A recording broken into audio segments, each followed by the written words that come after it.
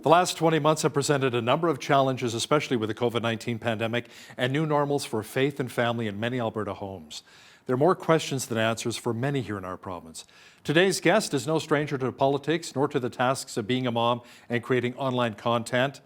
Val Olson joins me right now from Florence, Arizona, and you also have a bit of a home in the gas city of Medicine Hat, Alberta, and you're really passionate about what's happening here in our province and specifically in your city. Val, welcome to Bridge City News. Thank you so much for having me, Hal. What an opportunity just to, grow our community of like-minded citizens.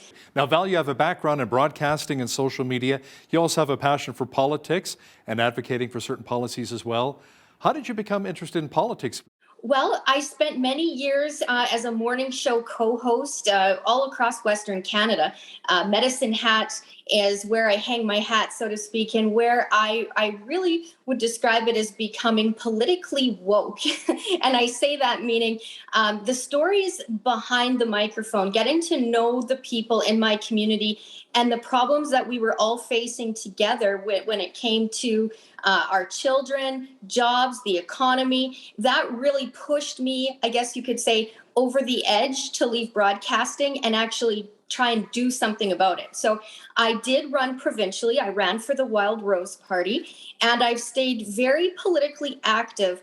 But where I get more involved now is with moms and families and talking about strategies to actually impact the family in a positive way and being able to do something to make our family units and the home units stronger, not relying on politicians to fix all the problems, but figuring out what we can do to make a difference. So how do you get more moms engaged so they get involved in politics at a grassroots level? Great question. It's not very hard. Really can't leave my house, to be honest, and not run into somebody I know. So whether that's at the park, whether that's at a homeschool get together, or in my case, I kind of had a shoe in because before I left mainstream media broadcasting, I had been in over 30 schools over the course of like 18 months. So when you get into that many classrooms, you tend to know everybody. Or if your kids play on sports teams, you can't go anywhere without, bumping into people you know. And one of the top things I heard from moms, they would approach me and say, I feel like you're a voice for me. I could never do what you do when it comes to, talking about those political issues. I'm not very smart when it comes to politics. And I would always stop and say, it has nothing to do with being smart. You're being made to feel like you don't know enough, and we need to grow your confidence. So let's talk about politics, right from the comfort of our homes. So I started hosting Zoom meetings. I started doing FaceTime meetings. I'd meet with different churches. I'd get involved wherever there were groups of people, and I would just plug them into the issues. So, it really truly is grassroots. So Val, what do you see are some of the bigger issues the Medicine Hatters are facing right now? Well, one of the top issues, talking to some families in Medicine Hat, is they're starting to gather in barns to attend church because of the policies that Jason Kenney, who I often refer to as a fake conservative, because a true blue conservative would never pull the punches or the bullying mechanisms that this premier is doing. And it's like unheard of in other parts of the world. I'm talking to them about what it's going to feel like in the cooler temperatures being in barns in southern Alberta to worship. So that's a top issue. Also, obviously, just the bullying mechanisms that are coming down, the fear tactics that are happening to families being forced into should they vaccinate. That's another one.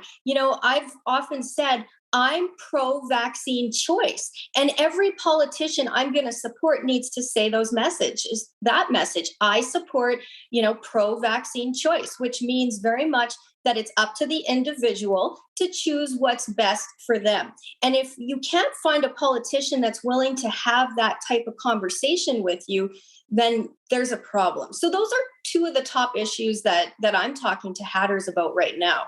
So how do you respond, let's say, if the government says to you, look, Val, we're just looking after your and your family's best interests about getting vaccinated so you can go out and go to movies, you can travel, and you can be protected from the deadly COVID-19 virus. So how do you respond to that? They're just looking after your best interests. First and foremost, I thank you. I thank the government for caring about my well being. That makes me feel warm and fuzzy. But I have children and I have a family to take care of. And it's important that I take care of my children. And I don't know about you, Hal, but what if I gave you a size extra small women's petite t shirt to put on? Would it fit you?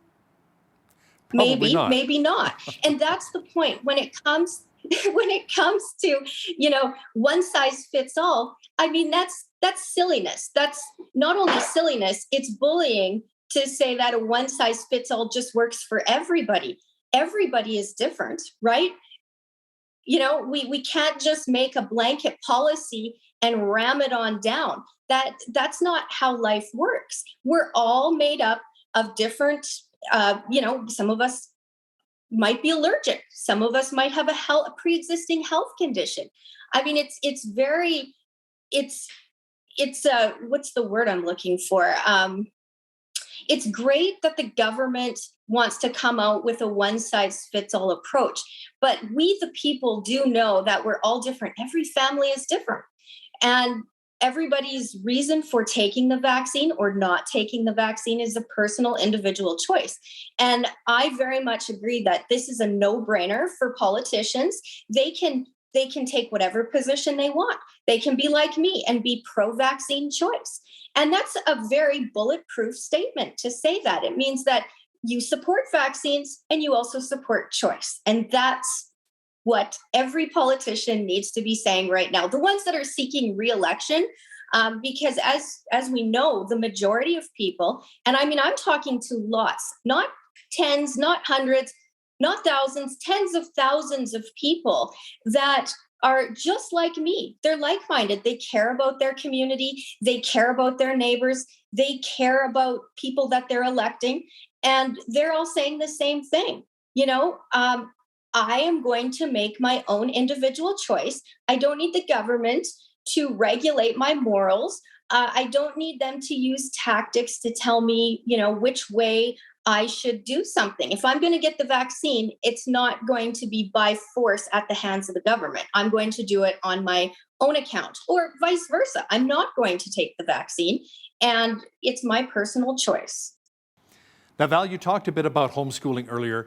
What would you say to parents who are maybe considering making the switch, taking their kids out of school and homeschooling them? Talk about some of those challenges. Well, I'm going into my fourth year of homeschooling. And here's what I can tell you 4 years in. Welcome to the upgraded life. If you are considering a homeschool, and maybe you're scared, I'm just going to use myself. When I first started considering homeschool, I was thinking, now, can I do this? I don't want to mess my children up. What if my children don't get enough socializing? Those were just some of the thoughts that came into my head. And now, 4 years in, I can tell you this was simply the best decision that our family could have ever made. It has strengthened our marriage.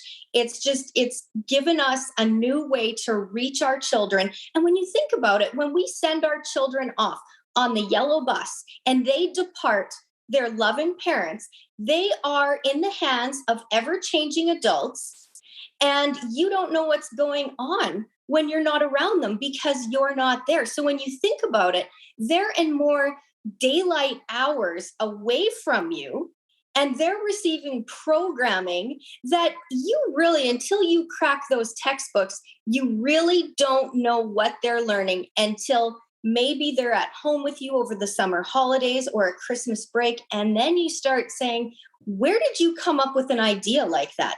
And so when you really start cracking those books open and seeing for yourself what your children are learning, you might be shocked at what your kids are receiving as education.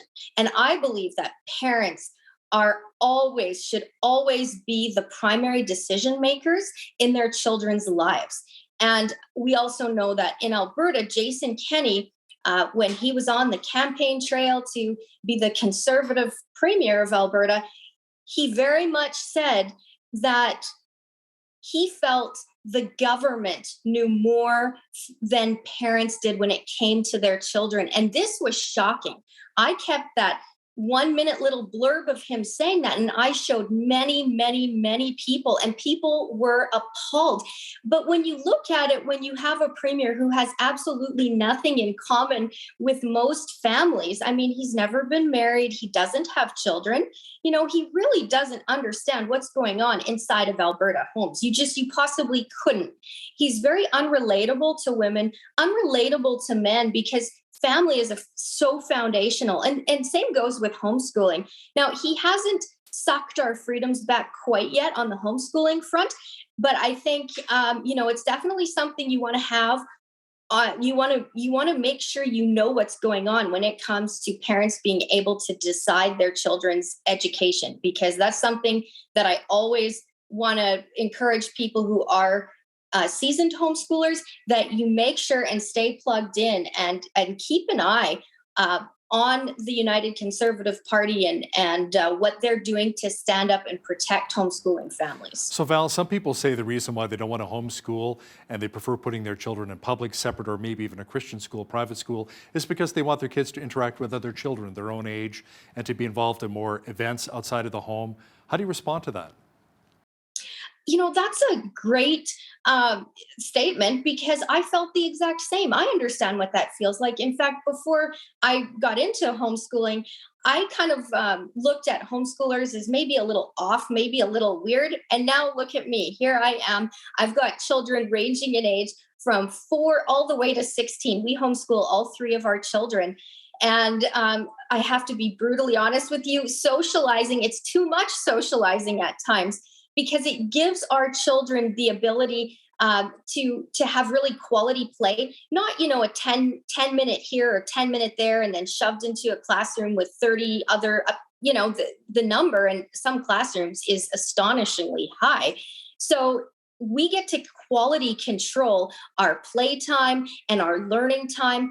And in our case, we've been able to take advantage for homeschooling families of still being able to participate in sports activities. And some schools are very open to that, of including, they're inclusive, and they like to include members of the homeschooling community, even track and field, baseball, all that stuff. So this is just a way for families who really want to take parenting to the next level, and responsible parenting. And it's not for everybody, but for those people that just have this feeling in the back of their head, like something they want to try, I encourage them to start looking into it. Don't write it off. Explore it and then make your decision.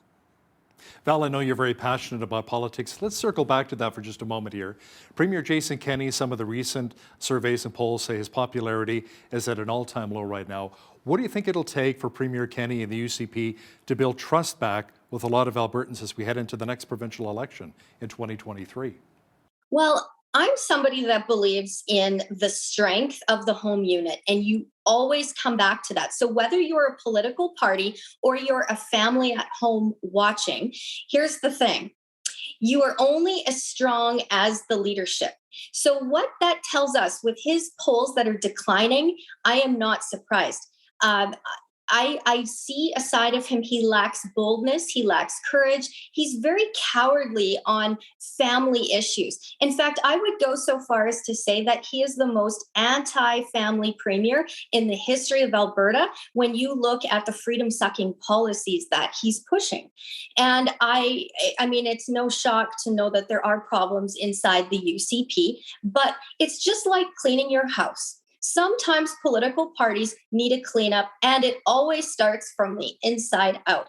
So I encourage like-minded supporters of your show who are watching and listening and saying, that's exactly right, that we pray for the parties, our political parties, regardless of who's in power, regardless of politics not being fair, that we have the courage and the boldness to stand and tell the truth. And so I encourage the politicians that are watching in their local ridings to say there are like-minded people just like me. I mean, I am just an echo here.